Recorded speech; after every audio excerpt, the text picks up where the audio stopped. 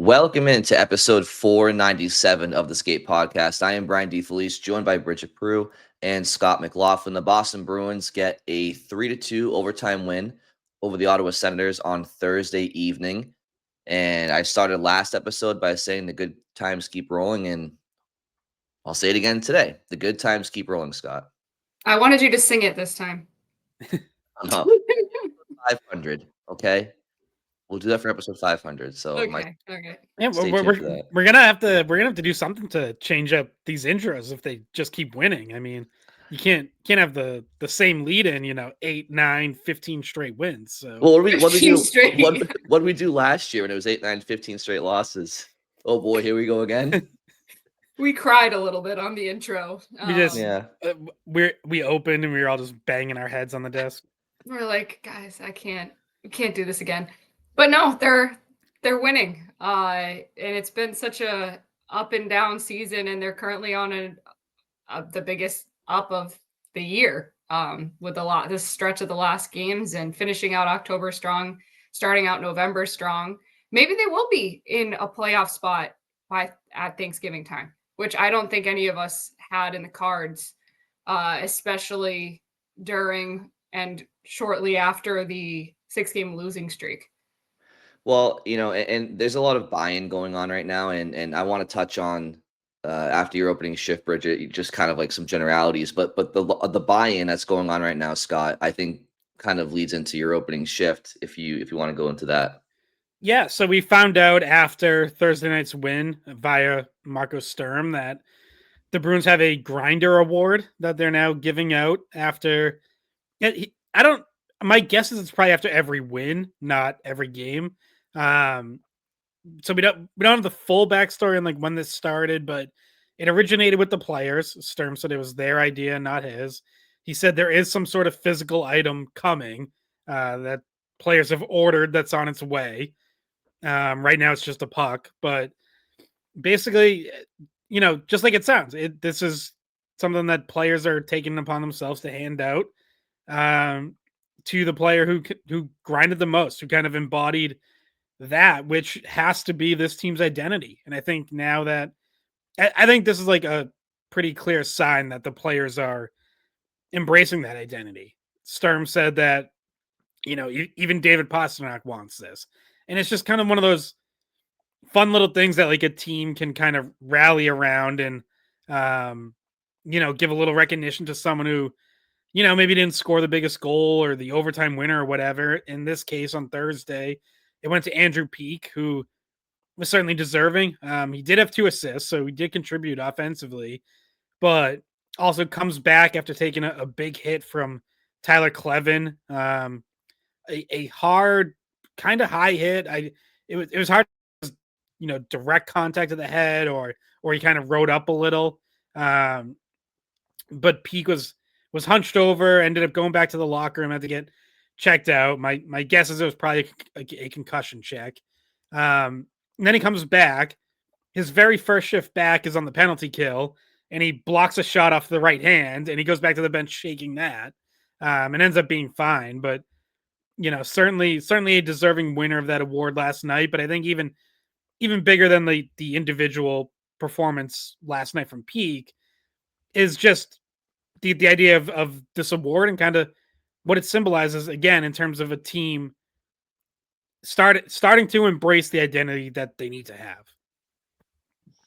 Yeah, I think that their team play, their structure, their flow has been night and day over the last 3 games. I would say the Carolina game, the Islanders game, and then last night against Ottawa. And obviously Hampus Lindholm is a big factor into that too, I think, being back. But one of my big takeaways right now for the season is the emergence of some of their younger players, and this extends beyond whatever their fate is this year as a team. It goes into the ensuing years, and I'm talking about Fraser Minten, 21 years old, and just being used all over the ice and playing with the maturity beyond his years, in my opinion.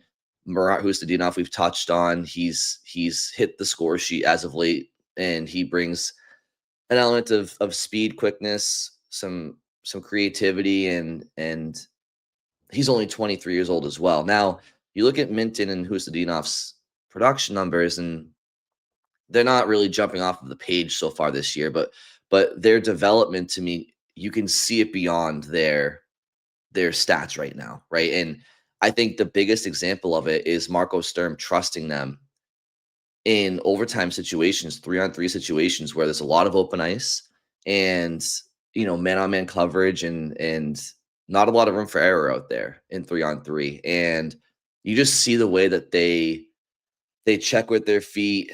I think they take good angles. They went defending. You saw Khusnutdinov.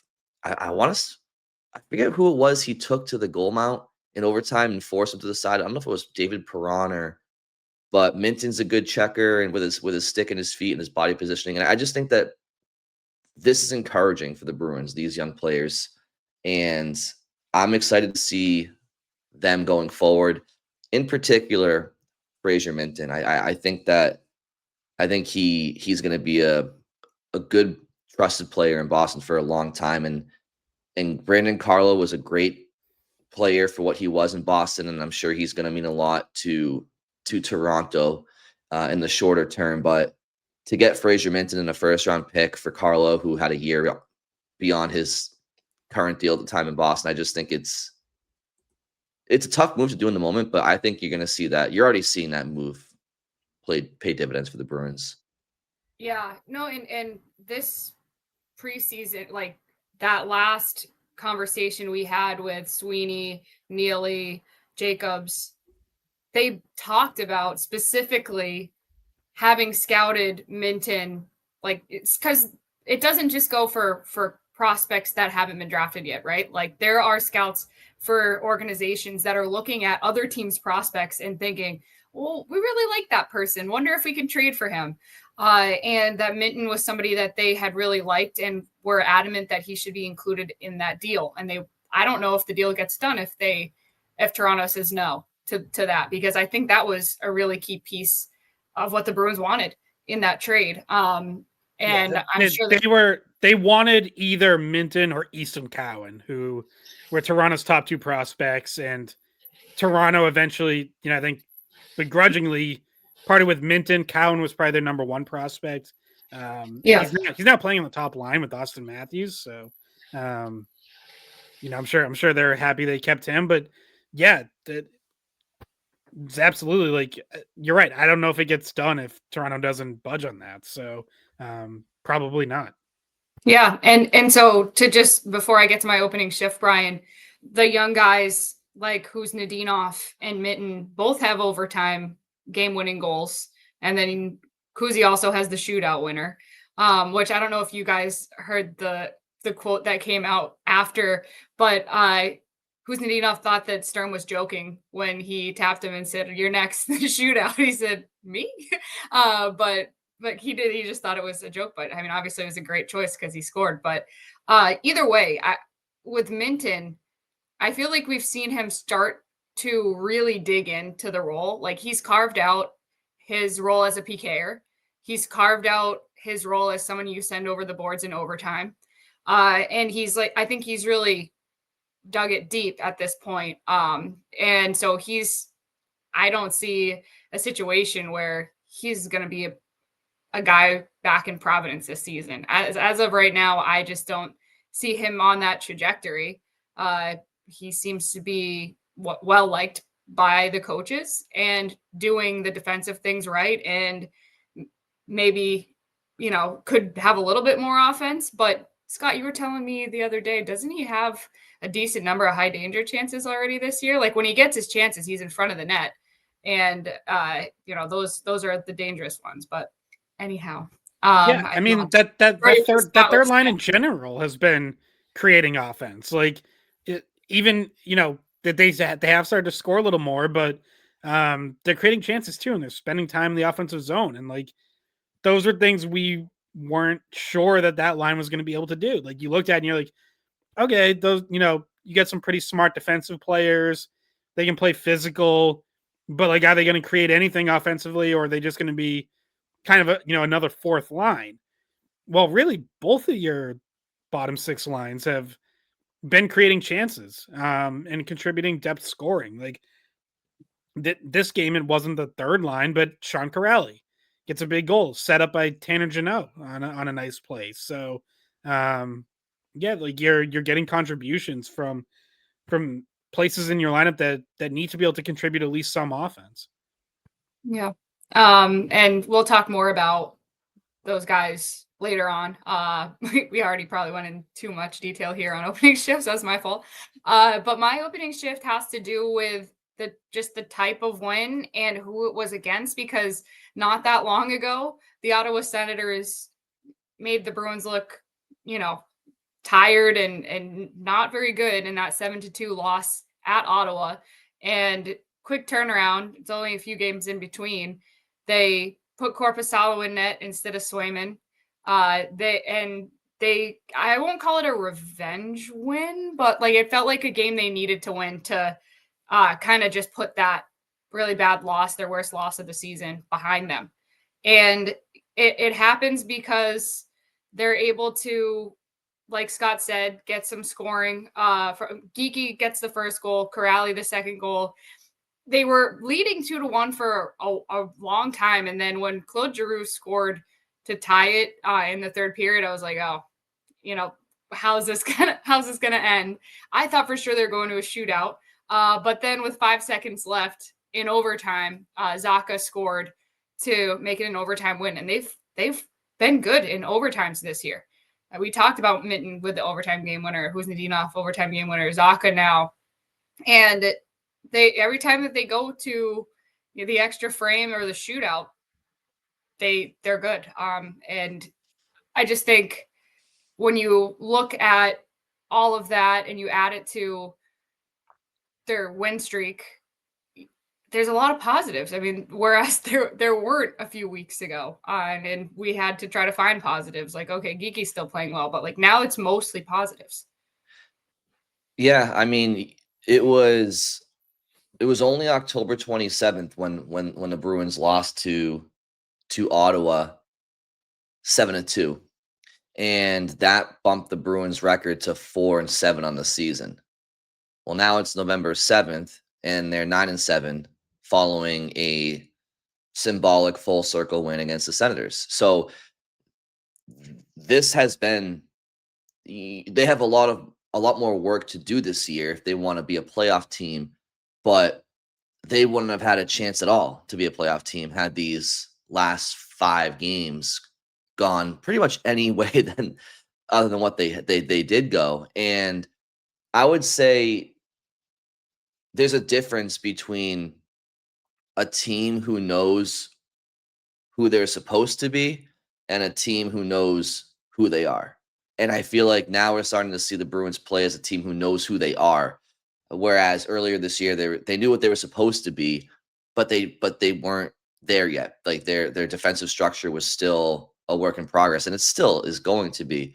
But you can tell that they have more confidence now because they see themselves playing the way that they know that they should.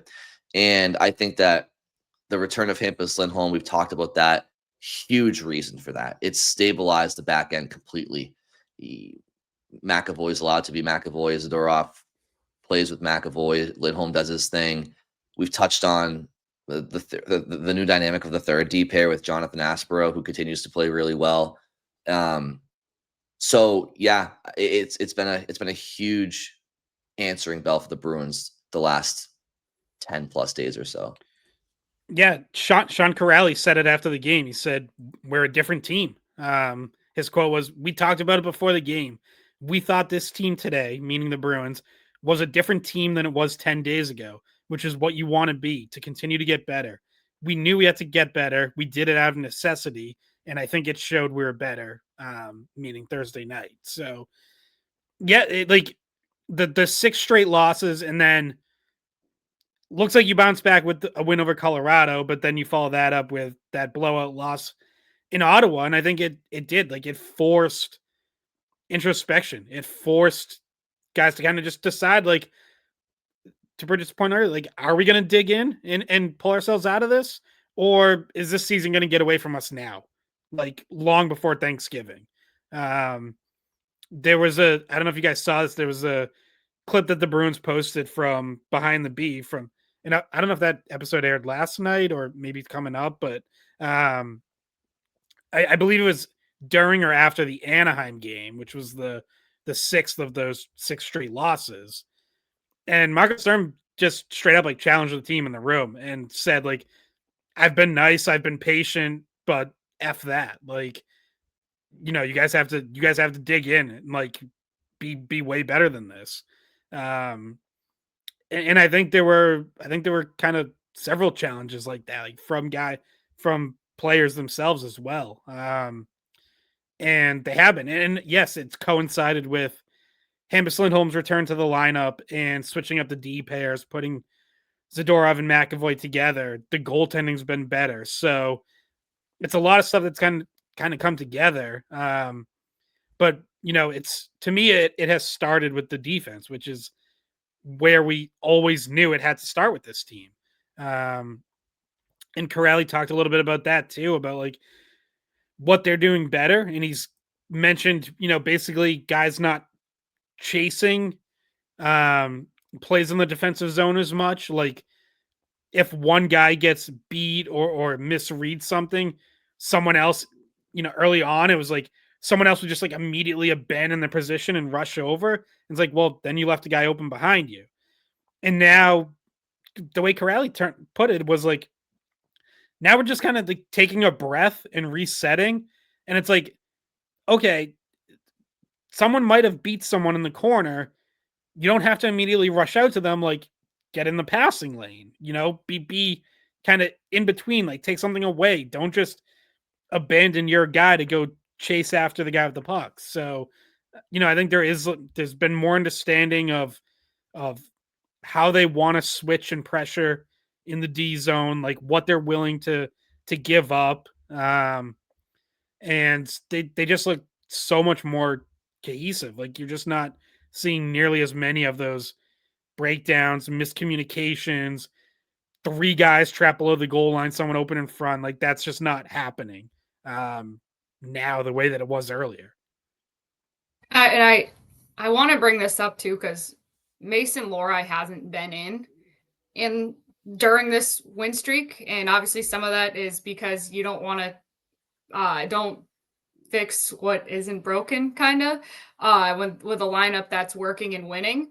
But do you think that they defensively look as good in the last stretch of games that Lohrei was in, instead of being the one that was scratched? And what do you think that looks like with him in there? Do you think that there's a correlation with those defensive, I guess, the lack of defensive breakdowns that were happening before? I mean, Lohrei keeps being a topic of conversation because I think we all thought he would be scratched for a game or two, and it's now we're going on what, he's been scratched 4 times or 5? 5. He's missed this entire winning streak. I mean, so I think, Bridget, to answer your question, like I think it depends who he's in the lineup for. I think if he's in the lineup for Aspero, I don't think the D-core looks as good. I mean, there is something to be said about your third D pairs minutes, and I think that Aspero has done a great job in his role. If you're talking about Lohrei subbing in for Yoki Haru and one of Lohrei or Aspero having to play their offside, I think it probably looks similar. I do think Yoki Haru obviously is better defensively than Lohrei. I do think that's fair to say. I think it's fair to say just what everybody is. So I can't sit here and say that they would be any better with Lohrei in the lineup for Yoki Haru. But I actually was insinuating worse. Like maybe one of those games is not. Yeah. Well, that's why I'm saying if he's subbing in for Aspero, I think potentially yes. If he's subbing in for Lohrei, Yoki Haru, marginally. Well, and that it also depends on how Lohrei comes back in. Like, has he learned something? Is he ready to compete harder in the D zone? If he is, then you're probably not any worse. Like if he's learned the right lessons and handles this well, the way that we've seen Middlestad respond to being scratched, the way that we've seen Khusnutdinov come back in after being, I think he was a scratch for 5 games. If Lohrei does that and bounces back the right way and defends harder and has a better understanding of the system and where he's supposed to be, then it probably doesn't hurt you. If he hasn't learned those lessons and he comes back in and plays the same way he was before getting scratched, then it absolutely hurts you and you're not as good defensively. No question about it. So, he's going to get back in at some point. I think this for him, it's been kind of the perfect storm against him where they do just keep winning. Like, even if you lose in overtime last night or the shootout the game before, like, even then you can justify putting him back in. It's kind of the age-old cliche, like it's hard to change a winning lineup. So I don't think the original intent was for him to sit 5, now probably going on 6 games, and maybe more than that if they keep winning. But yeah, like he's going to get back in at some point here where when they slip up or if there's an injury and someone misses a game. But whether he sticks when he does get back in is going to be up to him. It's going to come down to, what he learned from this and whether he's better. So I agree. He's going to get back in, obviously, somehow, some way, right? Whether it's somebody gets injured or just based on merit. But I guess my question, my concern with Lohrei isn't that he's going to sit for these games and not learn a lesson and go back on the ice to be the same player.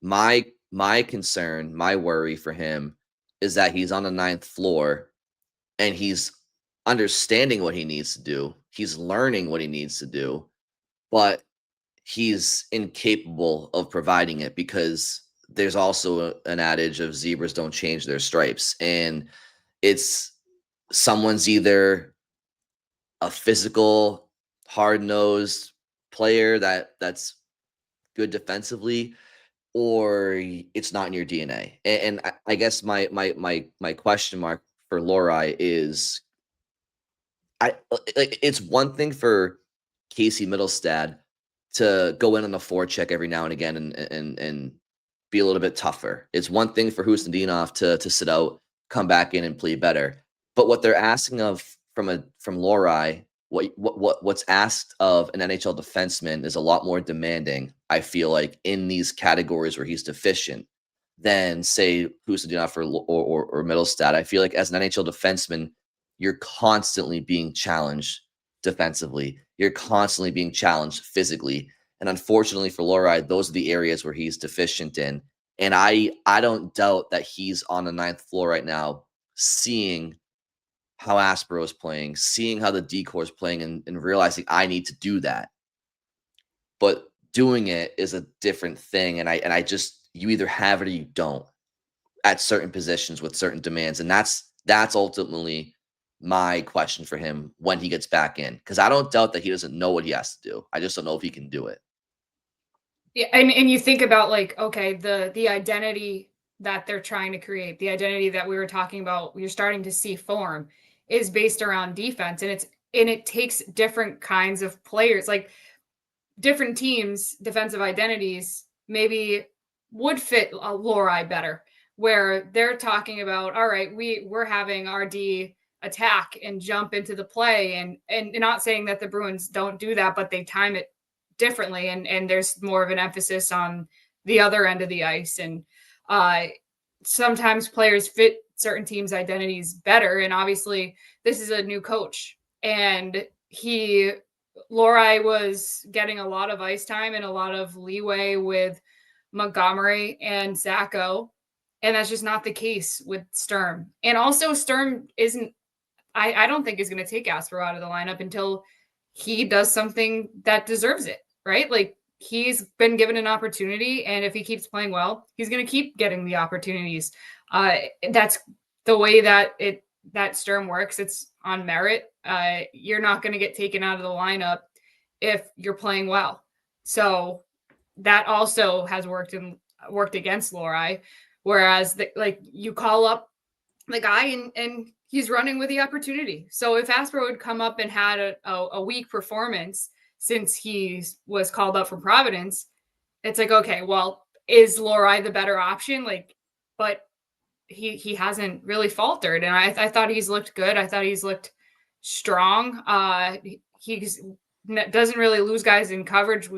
He did maybe that first Ottawa goal, but he pinched maybe a little too much. But we can talk about that. He's been positionally sound though for pretty much the entire time he's been up. Yeah, I think it's worth touching on that first goal because people might be listening here, hearing us praise Aspro and wondering about that because, yeah, he does. He steps up at the defensive blue line, can't break up the play, and then there's a 2-on-1 behind him. Ends up being Pinto feeding Amadio for the goal.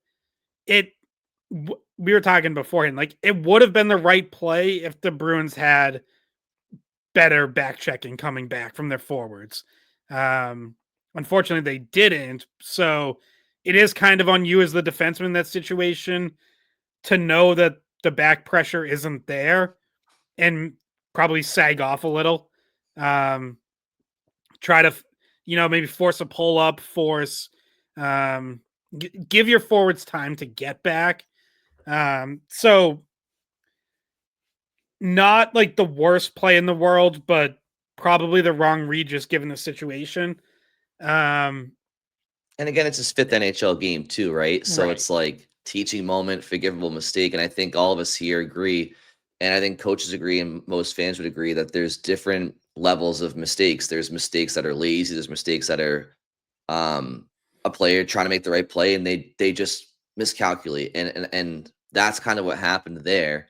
And so I think you're exactly right, Scott. Like you do need to have better awareness of the space between the back checkers, how far back they are, and the player that you're pinching on. Do you have that support coming back? And in that moment, he didn't have it as much.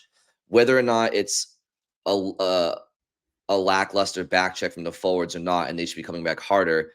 The reality is you can see that. You can see if it's a lazy back check or not. And he didn't recognize it in the moment, but I'm sure that again, that's a learning experience. And more importantly, loved his response because the rest of the game he was nails. Again, for his role, right? Nobody's sitting here saying that he's Bobby Orr out there or Scott Stevens, but it really does seem like he defensively and physically, he does everything that Lohrei doesn't. Now, offensively, the same could be said for Lohrei, but the position's defense. Let's not forget that. So I just think, and Marco Sturm touched on this yesterday before the game. He mentioned his mobility. He mentioned his sturdiness, his stockiness, and how he limits chances against when he's out there. And that's one of the stats that Marco Sturm takes a lot of pride in stock in. So it's really no mystery what Marco Sturm's valuing right now. Yeah. Yeah. And I think I also think when Sturm talks about being on the ice for scoring chances against, I think he's also drilling down specifically on like, are you the reason or part of the reason that scoring chance happened? And so I think he's watching video and seeing that very rarely is Aspro like the one guy or one of two guys responsible for giving a scoring chance away. So, yeah, I mean, look, Lohrei obviously plays a completely different kind of game, but like he can do a better job at some of the things Sturm wants, like closing on guys quickly in the defensive zone, being decisive in that. That doesn't have to mean like hitting a guy. It can be having a good stick and poking the puck away. And Lohrei can do that. Like he's big. He has great reach. There are just too many times where he looks indecisive and doesn't close quickly enough, maybe because he's unsure of whether he's supposed to in that situation. So, like there are different ways to do that. And Lohrei should be capable of it. But yeah, obviously he's going to have to show it. Also, just quickly while we're on this part of the roster, since I think we've been pretty critical of Yoki Haru, I will also say I think his last 2 games have been really solid. Yeah, I would thought agree he with that. looked good last game. I would agree with that. The Ottawa game. I want to say though, like I know we're talking about Lohrei a lot. I really do see the potential for him though. Like I know he hasn't figured out the defensive side of things yet, but he has the size and reach to be a good defenseman. It's a decision-making thing. It's a mentality thing. It's not a physical thing, I don't think. I think he's got a lot of tools to be a really solid defenseman. I think my bold take or whatever last season was that he was going to take a huge step forward last year. That's not what happened. I was wrong. But I always have seen his potential to. I think like, that was the only wrong prediction about last year. No, it was not because you had Swayman winning the Vezina, but and the Bruins winning the Stanley Cup, I think, or something like that. No, I had them losing in the Cup final. Come on. Oh, Let's sorry. get All it right. Okay. Also, yeah, that bookmark happened. if Marco Sturm wins the Jack Adams and the Bruins squeak into the playoffs, you got to bookmark my bold prediction when you guys laughed at me. Just bookmark it. My Just other bookmark bold prediction was that top line with Elias Lindholm and Pasternak was going to be one of the top 5 lines in the league. That did not happen either. But anyway, one of the top 5 lines in Boston for sure. I don't know. I think BU and BC both had better lines. BC's top line was pretty good. Honestly, Leonard Hagens and Perreault would have been better than half of the Boston's lineup last year. I would take that line. I mean, they did take part of that line. But anyway, I still think the potential is there. Is my point. Like I said that because there are flashes of it. And there are moments where he's on a guy in the corner and he's overwhelming them and he's not giving them space. Like when he takes away opponent's space, that like he just needs to do that more. I think he's given too much space. I think he's staying too far off. I think, decision making needs to be better, but I think his potential is still there. So once he gets back in the lineup, we'll see if he responds and if he does any of those things differently, because it's not like he's never been able to play defense. He is a defenseman and he has those qualities. He just needs to use them more. Yeah, I also think he needs to do better under pressure, especially on forecheck. Like, again, I'm not trying to turn this into the Aspero versus Lohrei show. It's a direct comparison because of him being scratched, their success, and commentary from the coaching staff. But like Scott, last night, and Bridget, because I know you were there as a fan as well. But did you notice how often the puck was dumped in on Aspero, and he's just very quick to take a hit, move it, and it's out the zone? Like there was one shift in particular where they dump it in, he gets the puck, breaks it out, and the Bruins turned it over in the neutral zone, so they dumped it back in on him. And he takes a hit, moves the. It's like that's all you need as a defenseman. You just need to get the fucking puck out of the zone when you have it on your. Like you need to be quick and decisive, and you want to be creative in the offensive zone. Like that's fine, but in your own end, like if there's a play to be had, you make it. But you gotta retrieve the puck and move it up, and that entails taking hits and like that's the mental side of the game that Lohrei just needs to improve at, because if he doesn't, we're seeing it. Like he's not going to play if he doesn't. It's more than just angles. It's more than just closing space. It's more than just being tough. It's everything. It's his intensity defensively needs to be better, and intensity isn't a word that comes to mind when I think of his play. He's a fantastic skater, but he's a casual, pretty skater. Like Aspero's not a pretty skater. He just gets to point A to point B and moves on. And I think that like that's desirable for a coaching staff, because then you're not hemmed in, you're not defending, and your forward group is out the zone and whatnot. And Aspero for Norris. What do you want me to say? Aspero for Norris. What do you want me to say? I didn't know we were still doing the bold prediction episode. Yeah, I mean those retrievals and breakouts are so crucial, and like it's another area where the Bruins have clearly improved, like at each level, like starting with because look, the Bruins played that neutral zone trap a lot. That forces a lot of dump-ins.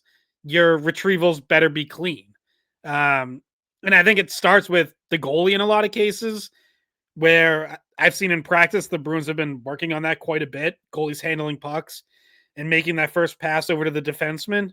It's an area that's gotten better. Yeah, and then the defenseman making, whether it's reverse to the other defenseman or up the boards to the forward, it's forwards getting back in time, being good on the walls. Um, you mentioned like taking hits to move the puck, and it reminded me of something that I thought was kind of telling earlier in the season. Remember the Washington game when Lohrei took like 2 or 3 hits from Tom Wilson, but moved the puck successfully each time. Mhm. I asked Marcus Sturm about that the next day after practice. I was like, did you like seeing him like willing to take the hit? And it could have been an easy, yeah, that was great to see. Like that's the kind of sacrifice you have to make. And instead, he was like, yeah, I talked to him and said, if you don't want to take those hits, move it even quicker. And it was like, oh, okay. Like he, even with like something that looked good to me, Sturm even at that time saw like clear room for improvement of like move the puck even quicker and you're not even going to get hit. So I think, that's definitely an area where, among other things, where Sturm has clearly wanted to see improvement from Lohrei, just the decision making and getting rid of it. Yeah. All right. Well, We just spent like but I but you know what 20 though, minutes on Laura. it's kind of warranted because it's no to me it's no mystery. I mean, the team look, okay. Somebody said perfect storm earlier. It is a perfect storm that's going against Lohrei. Okay. He's not to blame solely for the discombobulation of the Bruins D zone structure throughout the first couple of weeks of the season, 3 weeks of the season. But it can't be ignored that he's out of the lineup when they figured it out. Of course, Hampus Lindholm's the biggest reason. We know that. But it has to be talked about. And again, Bridget, you mentioned it too. It would be one thing if the Bruins called up Aspero or Callahan and they were just, yeah, like, yeah. But Aspero is taking full advantage of his opportunity, and he's doing so by providing what Lohrei doesn't. And that's why it's a story because, and Scott mentioned it, like Lohrai's going to play again. It's how the NHL works. Guys get hurt, guys get scratched. He's going to play again. When he plays again, does he show consistent improvement? And if he doesn't, I saw some speculation out there from Elliot Friedman on 32 Thoughts saying, I don't know what's going on with Mason Lohrei in Boston, but oftentimes when a player with that talent gets scratched consistently like this, teams start to call and say, what's going on here? Dan, that was a great recall by me. Holy shit. So anyway, what do you guys think about? Are you sure you were calling it correctly? I'm pretty sure. Yeah, that's pretty consistent, actually. I saw that. Yeah, that was more or less exactly what he said. And look, like I get that too. Impressive. Like, yeah, I'm sure there are teams that look at Lohrei, see some talent, and wonder, hey, are you looking to move on from him, or what's the deal? So obviously, I don't think the Bruins are there yet, but there is like we don't have to do it today, but like there is a bigger conversation there about it's interesting because I think for a while it was like Lohrei was one of their big prospects, certainly the biggest on defense, and it seemed like kind of seemed critical that like he develop into a top 4 defenseman, and you still want him to be that, but it doesn't feel like they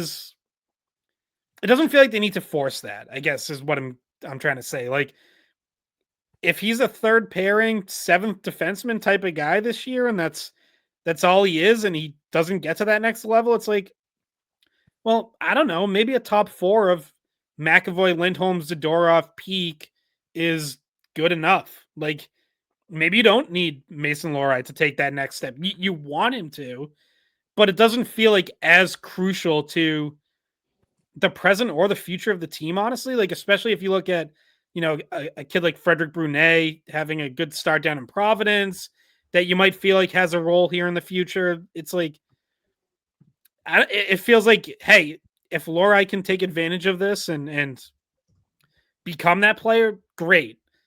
And if he's not, then maybe you're starting to feel like you have enough contingency plans that doesn't, kill you in the long term. Well, and also a couple of years away at least. At least.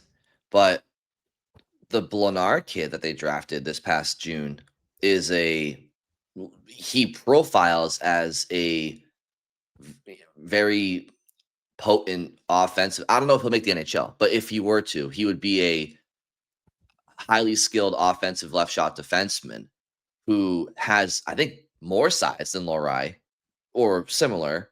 And like literally he could be a better offensive version of Lohrei who may have actual defensive upside as well if they can work on I'm just saying, like, if they did move on from Lohrei organizationally, you kind of have like a potential better carbon copy that's still a teenager right now, and maybe he's something that if Lohrai's going to be a project, you might as well move on from him and try the younger project at some point. So well, the only problem is like we've mentioned, and this is just true for every player that ends up getting scratched, that your teams also devalue him, right? You're going to get less back for Lohrei in a trade now than you probably would have a year or two ago.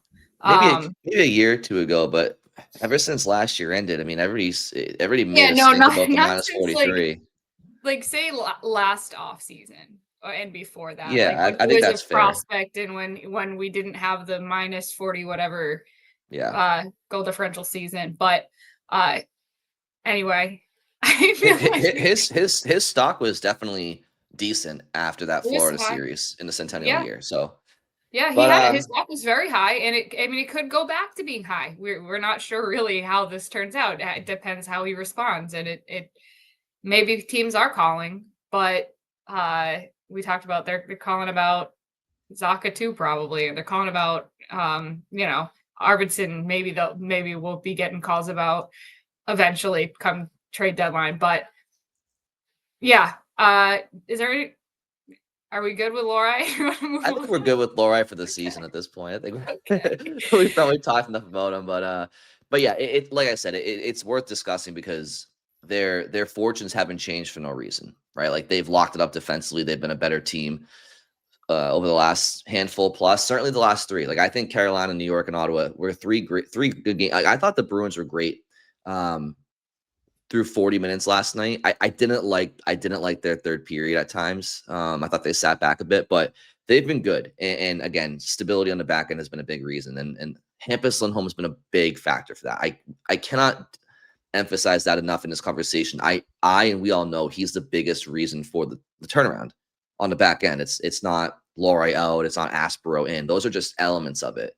But yeah, it's worth touching on. And I think, as far as the game last night, if there's, I think that it's nice to see, again, surprisingly, there has been balanced scoring. Like it hasn't been Pastrnak every night. Some last night it's Corrali and Geeky, sure. The day before it's, the game before it's Arvidsson and Khusnutdinov and, Zaka and Middlestat has been in the mix. So that's been good. Because I do think it's been a little bit quiet for Pastrnak. Yeah, I mean, the team's been winning. Yeah, he has 1 point in the last 3 games, which by his standards is very quiet. So, which I think was an overtime, right? It was that he assisted on Khusnutdinov's goal, the overtime game-winning goal. Yes, I believe so. Yeah, I have it up. Yeah, that's what. Yeah. So yeah, like that top line has not done a ton 5-on-5 to be honest, but they're holding their ground. Like that they're not a negative, so you can justify keeping Khusnutdinov there. And you hope that Pastrnak and Geeky get going at the rate that that they can. Geeky scoring last night, maybe that helps them. But yeah, your second line continues to be really solid. Your bottom six continues to be really solid. I thought the fourth line was off to a great start last night, and Corrali continued to have a really good game. We haven't mentioned Johnny Beecher left with an injury. I think he only ended up playing 4 minutes. Upper body injury, did not return. No real update after the game. Bruins. So Sturm said they'll know more Friday. That the Bruins don't practice and don't have any media availability on Friday. So I guess Saturday will be the earliest we find anything out. But you have Jeffrey VL. I'm sure waiting to get back in the lineup. Like, he's played decently well when he's been in. He's sat this whole, just like Lohrei, he's been on the bench this whole winning streak because they haven't had any reason to change much. So he could get back in here. If it's anything longer term, you're probably going to see a call up. So I don't know who that'll be, or is it someone you plug right into the lineup, or is it someone you call up just to be the 13th forward? But yeah, they're getting contributions up and down. Each game, it's kind of been someone different or a different line, which is what they need. And again, like, we didn't know that this team was going to be able to do that. We thought it was going to have to be Pastrnak just carrying the offense, him and Geeky, like, however they go, the team goes.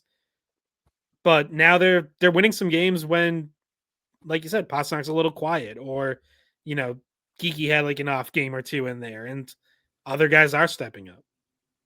And they need that to be the case, but they can get away with it a little bit more than we thought they could. Yeah, sorry, it's so fun. No worries. It's so funny too, going as a fan and hearing the side conversations of everyone around you. I know you guys probably, when you go to a hockey game as a fan, hear some just outrageous takes. And so there was 3 guys sitting behind me. I mean, I sit next to Bridge in the press box every game. Yeah, so the takes are insane. You wouldn't believe the takes I hear. Yeah, I mean, Khusnutdinov should be first line center was a real hot take a few weeks ago, and it no longer is. So, but anyway, no, there was 3 guys in their 20s sitting behind me, and 2 of them had no idea what the heck was going on. One of them didn't realize till overtime that Ullmark was the goalie in net for Ottawa. But one of them, the one who seemed to know more than the others, his takes were real hot. He knew the whole team, but his opinion was that Pasta is washed, get him off the ice. And I was like, okay. And he also really did not like Zadorov, and he was blaming Zadorov for like other people's mistakes. He's like, see, this is what I mean. I'm like, go tell Zadorov that to his face. But yeah, like, it's just funny to hear. And it only made me think of it because you're talking about Pastrnak not contributing, and like people.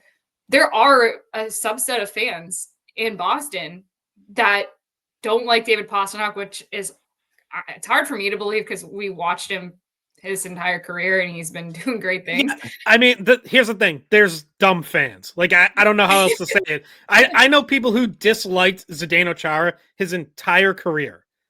He is going into the Hall of Fame this weekend. Like, yeah, you can pick just about any player, and you'll find people who think they suck, think they're overrated, washed up, overpaid, whatever. And it's players of that caliber, it's generally a very bad take. Well, we also, to be fair, the garden beer can get to you too. I mean, those are like some heavy doses. Those cups are huge. So I may have had especially up top, it's a crew up there. But yeah, I mean, I think, obviously Pastrnak is, we saw last year, he had a slow couple months to start the year, and from mid-December on, he couldn't not score. Like, no one's worried about his ability to produce.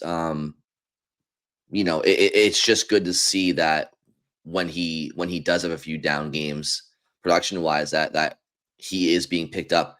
And last year that wasn't the case, and I think that's nice for him too, to know, like, I can not have my best stretch of hockey for a couple of games, and the team picked me up, and I think that's a confidence booster for him as well. And One other player I wanted to comment on about last night's game is Charlie McAvoy, and this whole Hampus system coming back has helped nobody more than Charlie McAvoy, in my opinion. But watching overtime last night, the thing about 3-on-3 overtime is it's just shadow boxing. So the only way you win a game is if you make a play or you capitalize on somebody else's egregious mistake. And by egregious mistake, I mean taking a wrist shot in transition that goes so wide that it creates a 2-on-1 the other way. And for much of overtime last night, although both teams had a couple of chances, but it's 3-on-3 is tough. Man-to-man's tough. It's tough to gain It's a possession game. All right, I was yelling this at the fans behind me. They're like, Dude, everyone's Allmark always guy? yelling shoot. Everyone's we should have brought them on today so that we could hear their wonderful takes. But everyone's always yelling shoot, shoot, shoot, which is also an annoying fan experience. But in overtime is about possession. You shoot, you can lose possession. So if you don't have the perfect shot or you don't have the perfect pass, it's going to create like a mini isolated 2-on-1 or whatever, a high danger scoring chance. You circle back and you wait till you do have the good opportunity, the better opportunity. You're not settling for the same kind of shots you might settle for a 5-on-5. Like these have to be better. Because you saw the flip side of that at the other end of the ice. Drake Batherson had a really terrible decision on like a long, basically like turnaround wrist shot that was easily saved by Korpisalo. Just dropped it right at the feet. I don't know if it was McAvoy or whoever, but like might as well have just dumped it into the corner and gone for a change and given possession to the Bruins. I mean. Like had no chance of scoring and like seemed to just run out of patience and flung it to the net. And it's like that's a turnover for all intents and purposes. So you guys are right. It is about possession, but I guess my point is you can have possession for 5 minutes, but if man on man is just shadow boxing, you're not going to have a chance to score. So you have to, at some point, somebody has to make a play. And that's exactly what Charlie McAvoy did when there was that face-off outside the offensive zone. He gets possession and he just takes over and, goes around the Ottawa zone twice with 2 opportunities to hit Zacha, and the second time he does. And like that's what needed to happen eventually in that overtime, or else was going to go to a shootout. So good on McAvoy to make a play. He utilized his skating and he didn't settle for retreating and waiting for the shootout. He didn't settle for let's just keep possession and maybe we'll capitalize on Ottawa mistake. He made something happen, and that's how Boston gets the 2 points there. Well, it takes recognizing when you don't have something, right? Like, and that's why, and overtime tends to favor the faster, more talented teams because in those little moments that they do see an opportunity, they can capitalize on it, right? But there were several times where the Bruins had possession, saw that they didn't have anything, took it into the neutral zone. And sometimes it was at the end of shifts where they knew they needed to get off the ice. Well, but they still had to keep possession while they were changing off. And I saw Geeky do it, and I think someone else did it too. Played it all the way back to Korpisalo because you still have possession at that point. You give it to Korpisalo, 3 guys change out, come back on the ice. Korpisalo passes it up to one of them, or somebody comes back, retrieves it, goes back up. They keep possession. So the people behind me could not comprehend why the Bruins were passing it back to their own end to the goalie. It's like, well, they're just trying to keep possession while they change out. And, a lot of times they're trying to probably change out guys that are tired, or they just want to get Pasternak or the skilled guys back on the ice. So anyway, that's how you win overtime games. And I always think like the goalies must feel like so involved when guys are passing it all the way down the ice to them. They're like, all right, I'm part of this. Like, well, he had a stretch pass too. Look at me, keep possession. Yeah, and I thought he was going to get an assist because he had it at one point, and he made like a 2-zone pass. Like he made a pass up towards the benches where it was like a stretch pass, and I'm like, oh, look at this. He could get an assist on this play. Yeah, but yeah, great shift by McAvoy there to end it, for sure, and Zacha to get the winner. Like again, someone else who's stepping up, continues to put up points. McAvoy during this winning streak now 6 points in 5 games. He's up to 12 points in the season, tied for third among all defensemen. The only two defensemen with more points than him are Cale Makar and Lane Hudson, and then it's McAvoy and Erik Karlsson tied. So shout out Hockey East. You got the UMass guy and Makar on top, then Hudson BU guy in second, McAvoy BU guy tied for third. Got to get those BU references. That's right. Well, they're the current BU Terriers aren't giving me a whole lot to talk about at the moment, so they're struggling to get going. Yeah, they are. And by the way, Zaka quietly is on a 5-game point streak and has scored in the last 2 games. So just to give him a little shout out. And actually the BU thing, thank you for bringing it up because I was going to mention it. They play tonight against Merrimack, and because Bernie and Mark, the normal guys, are going down to the Jack Parker Friday night, depending on when people are listening. Yes, Friday night. I'll be doing play-by-play for the men's game. We're going to do, I believe it's the first ever all-female broadcast of a BU men's hockey game. So excited about that. Stepping in for Bernie, legendary Bernie Corbett, who is going down to celebrate with Jack Parker. Because like Scott mentioned, Monday, Hall of Fame induction, a lot of Boston ties, Chara, Thornton, and Jack Parker. Those are 3 with obvious ties. I'm not sure who else is going in that, but I remember there being more. Boston I think two of the women going in had Boston. I forget who the whole class was, but I remember writing about this at the time. Yeah, so that's Monday. Kind of a weird day to have it, but anyhow, that'll be nice to see and tune into as well. Quick side note here, Scott. How's your stomach feeling?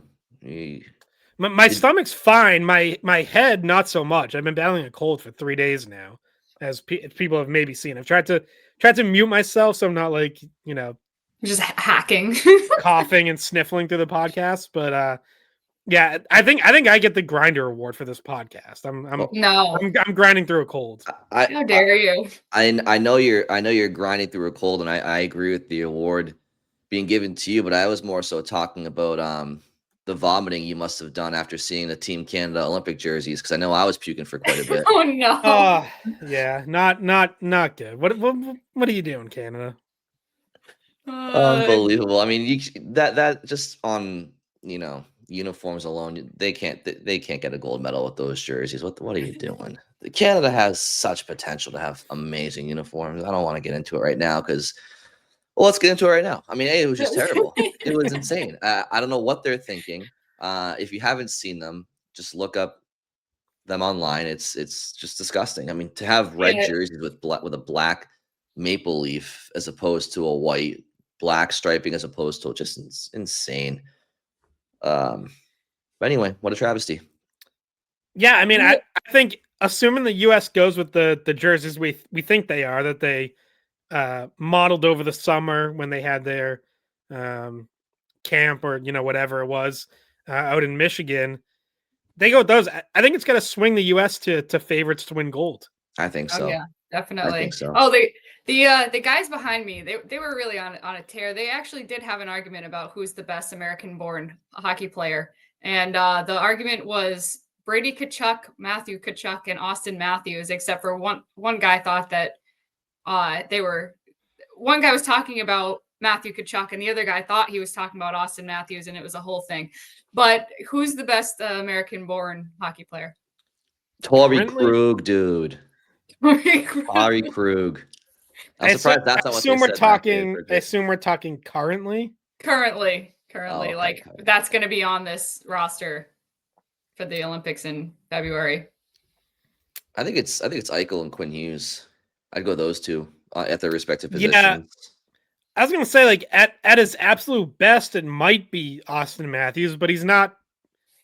Kind of been like a year and a half since he's played at his absolute best. Yeah, I mean, Eichel's playing at an MVP level right now, and Quinn Hughes certainly has a case for. Cale Makar's probably pulling away right now for best defenseman in the world, but Quinn Hughes is like right there in that conversation. So. Yeah, those are good choices. Speaking of BU, you guys were talking about a few minutes ago, Macklin Celebrini has to get he has to be on Team Canada at the very least as a young extra forward who can plug into the lineup. I mean, I don't know why based on his play, I would say he should be in the lineup, but Yeah, maybe I think experience so. plays in there. I'm also curious, like if Matthew Schaefer gets an invitation just for experience points. Yeah, I've seen projections that have had Schaefer there, either in the lineup or as an extra. Which it is worth noting that for Olympics, there's 2 extra roster spots beyond what there was for 4 nations. So you assume that's one extra forward, one extra defenseman. So yeah, I could see Schaefer getting the call. Do we think that Lane Hudson makes the team for the US? He should be in the conversation. It remains so baffling to me that he wasn't invited to that camp out in Michigan. There are like 50 players invited, and he wasn't one of them. Is bizarre to me. Like the problem he's going to have is with Quinn Hughes on the team. It's like there's your power play specialist, which would be the most natural role for Lane Hudson. Like put him on like a third pair, have him run the power play. So I don't know if it makes sense to have both of them, but maybe you bring him as an extra in case maybe he's just like a 1-for-1 Quinn Hughes replacement. I don't know if you can like afford to do that with a 25-man roster, but if God forbid something happened to Hughes, like he would be the most natural player to step into that. Yeah. Yeah.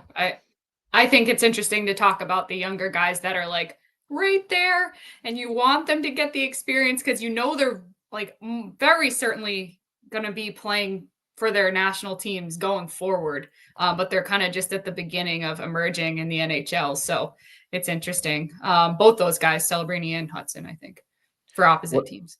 What about and this might pain you, Scott, obviously, talking about a former Eagle here, but Cutter Gauthier, 18 points in 13 games. I do tied think for the league lead in goals.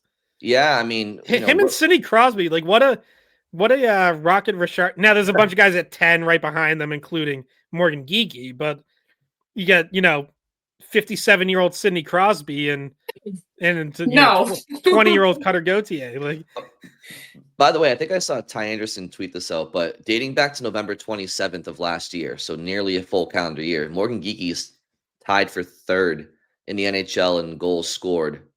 Actually, or maybe I think it's tied for second. I think tied for second. Draisaitl first, and then Pastrnak and Geekie tied for second. Right. I was thinking Pastrnak in front of him, but yes, exactly.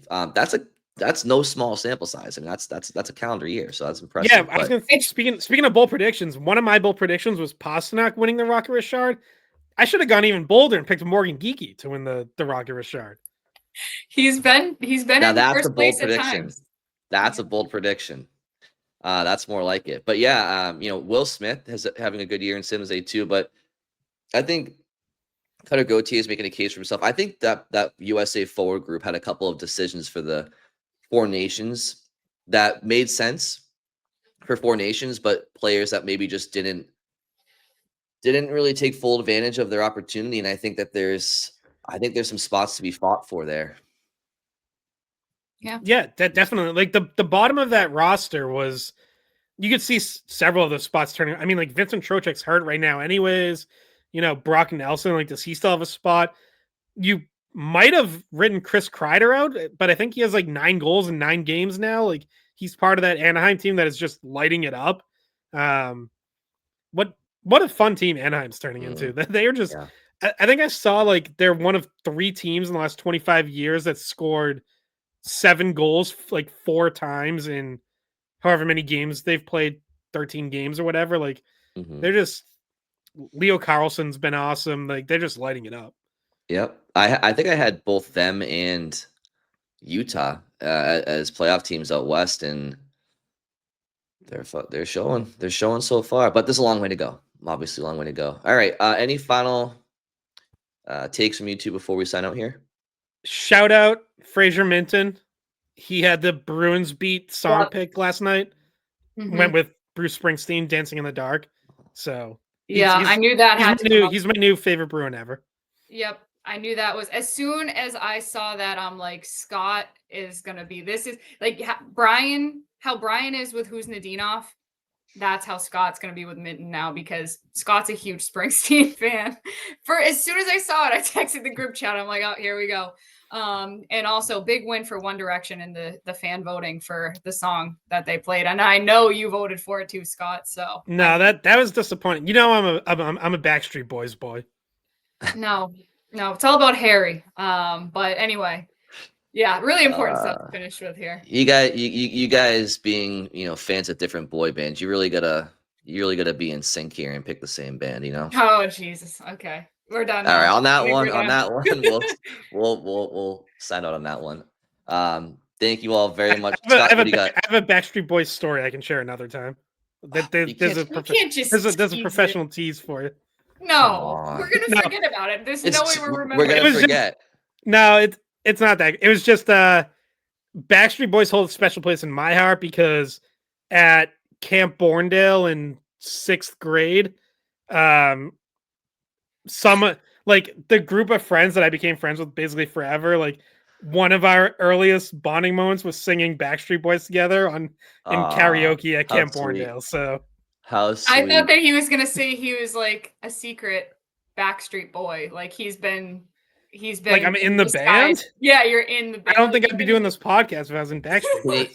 Scott, would you mind signing us out with a bye? That's NSYNC. Come on, get out of here.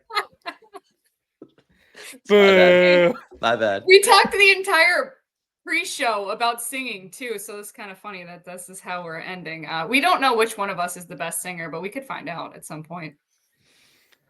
All right, maybe for episode 500, like I said earlier. So, with all that said, thank you all very much for listening. Have a great weekend. We'll talk to you on Monday.